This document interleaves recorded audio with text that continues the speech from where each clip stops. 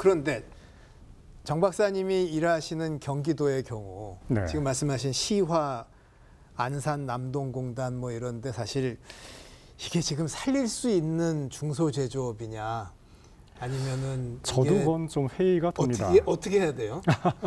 거기 이제 남동공단이나 아니면 시환산공단에 가보면은 제일 많은 업종이 뭐 열처리, 주물, 그다음에 뭐 이런 그 저부가치라고 하는데 사실은 그게 없으면은 가령 자동차 부품을 못 만들거든요. 그렇죠. 네, 자동차 엔진에 들어가는 부품이 다 열처리를 해야지.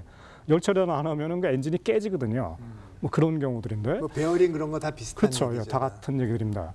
그래서 저런 것들을 반드시 국가 전략상 내지는 이제 자동차 산업을 유지하기 위해서도 하물며 전기차로 전환될 경우에도 어쨌든 바퀴는 굴러가야 되고 밑에 서스펜션이 있어야 되는 거거든요. 이게 전부 다 열처리를 해야 되는 것들이기 때문에 현대차, 기아차가 반드시 이제 가져가야 되는 업종들인데 그러면 이제 뭔가 M&A를 할 때 뭔가 국가가 내지는 국책은행 같은 데 나서가지고 산업은행 같은 데서 할 일이군요. 그렇죠. 해야 될 일인데 이런 쪽으로 지금 우리나라 국책은행들 왜냐면 이거 산업은행 영역이 아니라 기업은행 같은 데가 움직여야 되는데 아시는 것처럼 기업은행이 지금 이 법적으로는 이 국책은행인데 실질적으로 국책은행처럼 안 움직이고 있거든요. 이런 식의 행동을 안 하고 있습니다. 그러니까 이런 것들이 제가 볼 때는 좀 이게 정부가 움직여야 될 영역들이 아닌가. 주물 회사, 뭐 열처리 회사 지금 어려운데 네. 이게 정말 중요하면 원청 기업인 자동차 회사가 사실 돈 더 줄 수도 있거든요.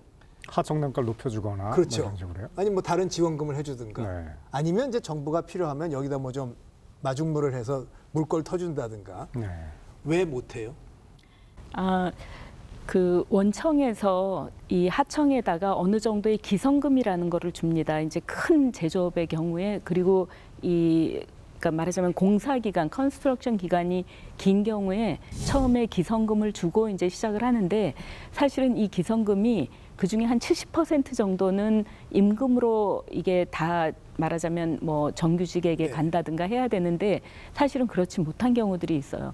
또 하나는 그러면 꼭 임금 문제가 아니라도 그 하청 업체의 어떤 뭐 숙련도를 위해서 교육 프로그램을 만든다 또는 뭐 장학금을 준다 복지 프로그램을 만들어준다 이게 사실 ESG의 S 소셜 쪽에서는 그런 거를 원하고 있고 이런 것이 바람직하다라고 하는데 이게 잘못하다가는 우리나라의 공정거래법, 파견법 또는 하청법 이런 여러 가지 법들에 어긋나는 것들이 있어요. 그러니까 법이 정합성이 없기 때문에 원청이 뭔가 좋은 일을 하면서도 이게 걸리는 경우가 있고요. 또 하나 요새 중대재해법에서 1호, 2호 말하자면 이 원청의 CEO가 구속되는 일들이 있잖아요.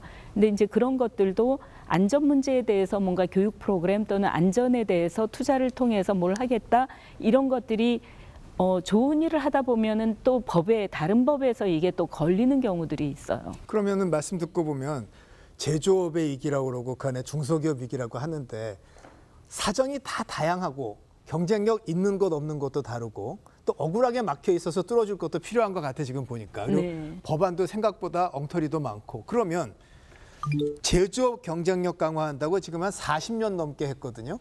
그동안 돈은 썼는데 이런 걸 왜 못 풀었어요? 제가 볼 때는 가장 큰 문제점 중에 하나가 우리나라에서 제조업을 살린다 하는 게 주로 산업정책이라고 해서 이거를 산자부랑 이제 중소기업청 내지는 요즘에 중소벤처부가 하고 있죠. 그 경우에 이제 아주 스테레오타입이 있습니다. 가령 뭐 R&D 보조금을 주고, 그 다음에 뭐 세제 혜택 주고, 그 다음에 뭐 정책금융 저금리로 뭘 주고, 요걸로 해주는 거예요. 근데 여기 다 좋은데 이게 뭐가 빠져 있냐면은 이 결국은 그 회사를 움직이는 건 사람이거든요. 근데 이게 이제 우리나라의 특징 중에 하나인 게 산업공단이라는 그 제도 자체가 있는 나라가 전 세계에 몇 나라가 없습니다. 미국의 클러스터란 개념으로 조금 다르게 접근을 하죠. 클러스터라는 거는 뭐 말하자면 대학이랑 뭐 회사가 금융도 붙고 뭐 옆에 있다 이런 얘기지. 놀고 이런 것도 먹고 자고 네. 붙는데 우리는 산업공단 공단이라는 게 아예 있고 이거를 옛날에 토지공사 여기가 그냥 개발을 해가지고 염가로 분양을 하고 그러다 보니까 이 산업단지 내에는 오로지 공장만 딱 있어야 되는데 아시는 것처럼 요즘에 누가 청년들이 공장만 있는 지대에 누가 가려고 합니까? 안 가려고 하죠.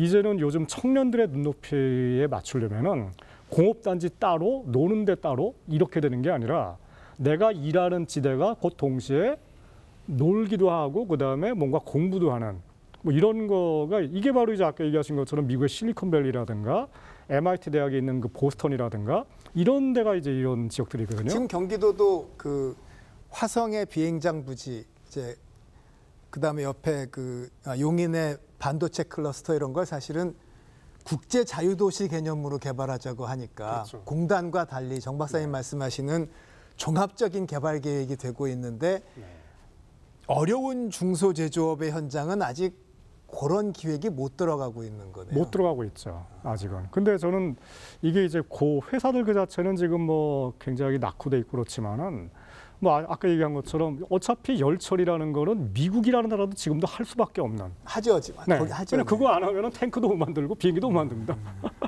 그러면 이제 열처리를 하는 사람들이 뭐 단순 노동자가 아니라 정말로 굉장히 높은 기술력과 숙련도를 가진 사람들을 앞으로 청년들 속에서 키워내야 되는 거고, 그러려면은 이제 이 시완상공단 옆에 뭐 전문대, 지금 망해가는 전문대라든가 이런 데들을 뭔가 그쪽이랑 연관되고 바꿔야 되고, 그다음에 경기도 전체에 또 이 근처에는 또 폴리텍이 없습니다.